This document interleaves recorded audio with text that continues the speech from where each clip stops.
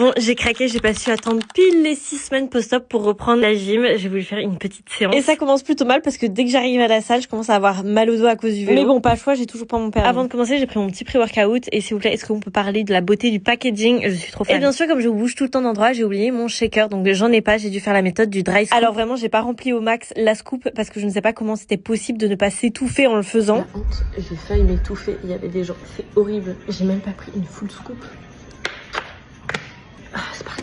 Ah oui, d'ailleurs, si je veux faire du sport, je suis obligée de porter ma brassière de contention et ça pendant encore 3 semaines, il me semble. Donc les petits outfits cute de gym, c'est pas encore pour maintenant, malheureusement. À l'échauffement, c'était horrible, j'avais vraiment l'impression d'être rouillée de partout et j'ai tellement regretté de ne pas m'être étirée pendant ma pause parce que rien ne m'empêchait de m'étirer. J'ai commencé par le hip thrust et autant vous dire que j'ai pas chargé plus que ça parce que je sentais quand même que c'était pas ouf pour ma poitrine. Surtout au moment de re-raquer, ça m'a prise par surprise, j'ai essayé d'écarter les bras et là, j'ai senti qu'il fallait pas du tout que je fasse ce move-là. Vraiment, ça passe. Mon problème, c'est quand j'essaie de re-raquer, c'est horrible, je peux pas être en fond et écarter les bras. Genre je peux pas être gainée et écarter les bras. Donc pour mes autres tests, ce que j'ai fait, c'est que j'ai arrêté de re-raquer et en plus il y a une fille qui m'a demandé à tourner avec moi, mais vraiment la pauvre parce qu'elle chargeait beaucoup et je pouvais pas l'aider à charger la machine et décharger la machine et j'espère qu'elle a pas cru que j'étais juste hyper mal élevée et que je l'aidais pas, mais vraiment il faut pas que je porte des poids. Donc j'ai porté aucun poids toute cette séance, vous pouvez voir que je fais mes machines à vide. Et c'est frustrant parce que j'ai envie de charger plus, je me sens de charger plus, c'est juste que je me retiens parce que je sais que même si on se sent bien, il faut faire très attention. Mais du coup ce type de machine c'est du pain béni vu que j'ai absolument pas à porter de poids. J'essaye quand même de respecter et de pas dépasser un RPE de 7 et je prends de la marche parce que j'ai très peur, je suis un peu hypocondriaque. Vraiment, le leg extension, ça m'a choqué, je m'attendais pas à autant baisser